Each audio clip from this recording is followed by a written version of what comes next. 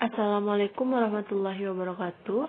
Baiklah, pada materi kali ini yang berjudul Bimbingan dan Konseling Komprehensif pada Satuan Pendidikan dari kelompok 6 yang beranggotakan Rahmatika Aini, NIM 1930 1050 40 dan Rahmi Septiani, NIM 1930 1050 41. Materi yang akan kita bahas kali ini: A.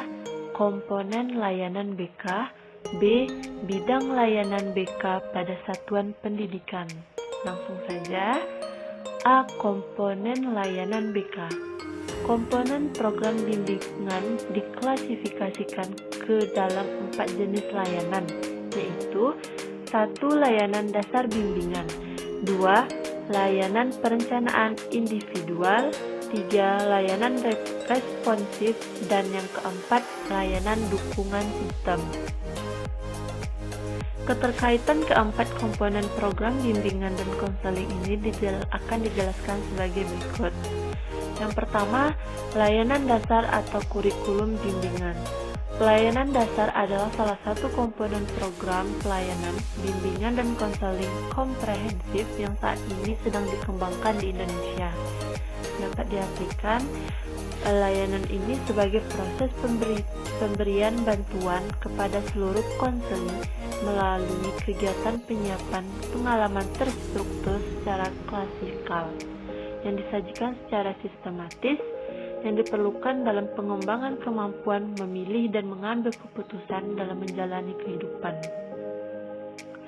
Layanan ini bertujuan untuk membantu semua agar memperoleh perkembangan yang normal, memiliki mental yang sehat, dan memperoleh keterampilan dasar hidupnya, atau dengan kata lain, membantu agar mereka dapat mencapai tugas-tugas perkembangannya. Yang kedua, layanan perencanaan individual. Dapat diartikan sebagai bantuan kepada konseli agar mampu merumuskan dan melakukan aktivitas yang berkaitan dengan perencanaan masa depan berdasarkan pemahaman akan kelebihan dan kekurangan dirinya, serta pemahaman akan peluang dan kesempatan yang tersedia di lingkungannya. Layanan ini bertujuan untuk membantu konseli agar, yang pertama, memiliki pemahaman tentang diri dan lingkungannya. Yang kedua, mampu merumuskan tujuan, perencanaan, atau pengelolaan terhadap perkembangan dirinya, baik menyangkut aspek pribadi, sosial, belajar, maupun karir. Dan yang ketiga, dapat melakukan kegiatan berdasarkan pemahaman, tujuan, dan rencana yang telah dirumuskan. Yang ketiga, layanan responsif. Pelayanan responsif merupakan pemberian bantuan kepada konseli yang menghadapi kebutuhan dan masalah yang memerlukan pertolongan dengan segera. Sebab, jika tidak segera dibantu, dapat menimbulkan gangguan dalam proses pencapaian tugas-tugas perkembangan. Tujuan dari layanan ini adalah membantu peserta didik agar dapat memenuhi kebutuhannya dan memecahkan masalah yang dialaminya, atau membantu peserta didik yang mengalami hambatan, kegagalan dalam mencapai tugas-tugas perkembangannya. Indikator dari kegagalan itu berupa ketidakmampuan untuk menyesuaikan diri atau perilaku bermasalah atau maladjustment. Yang terakhir, yaitu layanan dukungan sistem. Ketiga komponen di atas merupakan pemberian bimbingan dan konseling kepada konseli secara langsung. Sedangkan dukungan sistem ini merupakan komponen pelayanan dan kegiatan manajemen, tata kerja, infrastruktur, misalnya teknologi informasi dan komunikasi, dan pengembangan kemampuan profesional konselor secara berkelanjutan, yang secara tidak langsung memberikan bantuan kepada konseli atau memfasilitasi kelancaran perkembangan konseli. Program ini memberikan dukungan kepada konselor dalam memperlancar penyelenggaraan pelayanan di atas. Sedangkan bagi personel pendidik lainnya adalah untuk memperlancar penyelenggaraan program pendidikan di sekolah atau madrasah. Baiklah, selanjutnya akan disampaikan oleh Rahmi. Nah, selanjutnya saya Rahmi Saidani akan melanjutkan bagian kedua, yaitu bidang layanan BK pada satuan pendidikan, di mana bidang pertama yaitu bidang pengembangan pribadi. Di sini, pelayanan yang membantu peserta didik dalam memahami, menilai, dan mengembangkan potensi kecakapan, bakat dan minat serta kondisi yang sesuai dengan kebutuhan pribadi siswa. Tujuan dari bidang ini yaitu membantu peserta didik dalam mengenal diri sendiri agar dapat menjadi pribadi yang baik dan dapat mengambil keputusan tentang dirinya sendiri.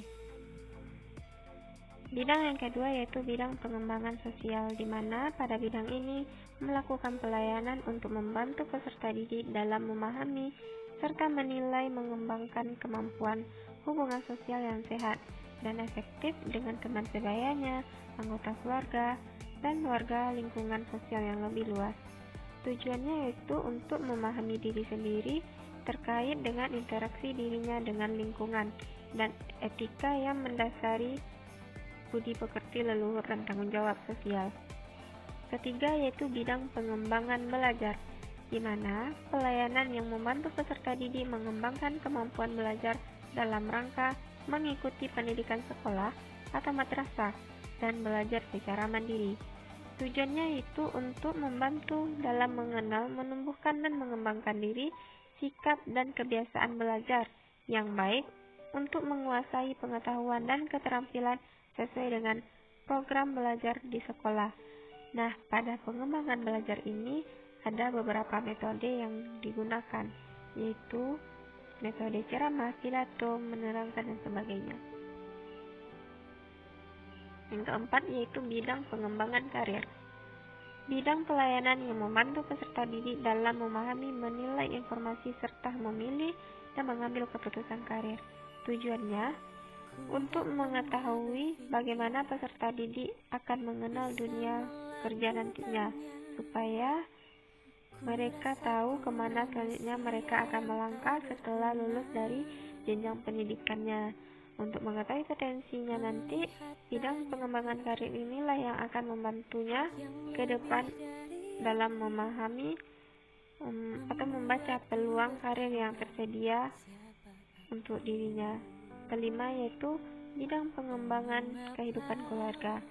Nah, nantinya setelah selesai mereka mengikuti jenjang pendidikan, mereka akan mengikuti kehidupan berkeluarga, di mana bimbingan yang diberikan individu khusus yang telah berkeluarga sehingga menjadi pimpinan dalam keluarga yang mampu menciptakan keharmonisan dan rasa aman bagi tiap-tiap anggota keluarga, dapat menciptakan dan menyelesaikan diri dengan norma-norma keluarga. Tujuannya yaitu untuk supaya nanti individu-individu peserta didik ini dapat memahami bagaimana tugas dan tanggung jawabnya sebagai anggota keluarga nantinya. Nah, yang terakhir yaitu bidang pengembangan kehidupan beragama. Nah, bidang ini sangat penting untuk insan peserta didik. Kenapa? Karena kehidupan beragama tidak hanya sekedar menampilkan spiritual atau ritual keagamaannya saja dalam kehidupan peserta didik nanti, melainkan sepenuhnya mendasari aktivitas individu dalam semua bidang, bahkan mencangkup kehidupan akhirat masing-masing nantinya. Nah, sekian dari kami kelompok 6. Jika ada yang ingin ditanyakan, jangan lupa untuk bertanya kepada kami langsung.